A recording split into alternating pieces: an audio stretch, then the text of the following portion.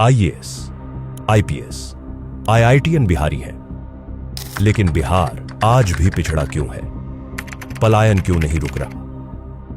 बहुत बड़ा ये भ्रम है कि बिहार से बड़े आईएएस आईपीएस होते हैं। उसको ध्यान से देखिए जरा। आईएएस आईपीएस आईआईटी वो कर रहा है जो बिहार का है लेकिन बिहार से बाहर चला गया है। बिहार से आईएएस आईपीएस आज से 20 साल पहले बनते थे। पटना जैक्सन हॉस्टल से 5 लोग तब करते थे। साइंस कॉलेज के कैवेंडिश और फैराडे से लड़के तब करते थे जब वहां पढ़ाई होती थी।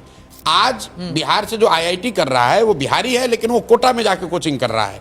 बिहार से जो आईएएस आईपीएस बन रहा है वो बिहारी है लेकिन वो दिल्ली में जाके पढ़ाई कर रहा है। यानी कि समस्या युवाओं की क्षमता में नहीं, यहाँ की व्यवस्था में है।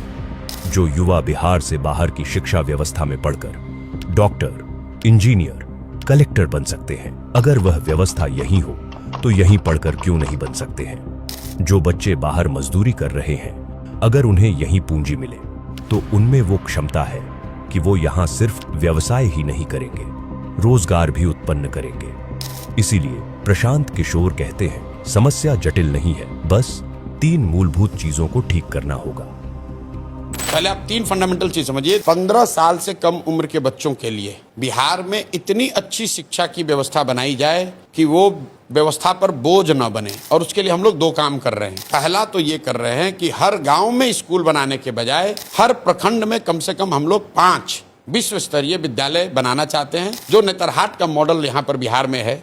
बिहार में नेतरहाट एक विद्यालय रहा है, अभी झारखंड में चला गया है। एक विद्यालय से 1500 से ज्यादा आईएएस आईपीएस बने हैं, और उस विद्यालय में जाने वाले ज्यादातर लोग मध्यम या निम्न आर्थिक वर्ग से लोग आते थे।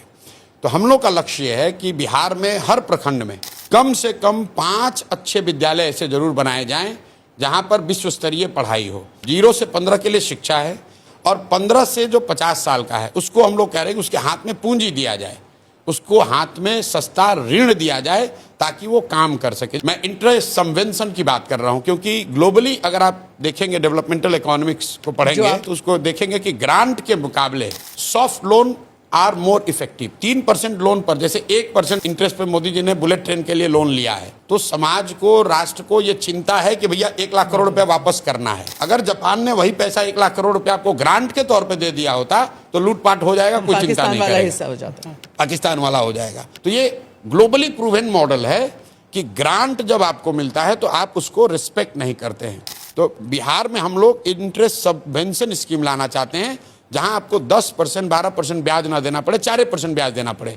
अगर आप रोजी रोजगार का अवसर यहाँ पैदा करेंगे, और 50 साल से ऊपर के जो लोग हैं जो ना पढ़ सकते हैं ना रोजी रोजगार कर सकते हैं, वो करीब 1.5 करोड़ की आबादी है। उसके लिए मैं चाहता हूं कि 2000 रुपये महीने की व्यवस्था हो जाए ताकि वो बेसिक डिग्निफाइड लाइफ जीत सके। फंडामेंटली यही 3 बात कह रहे हैं।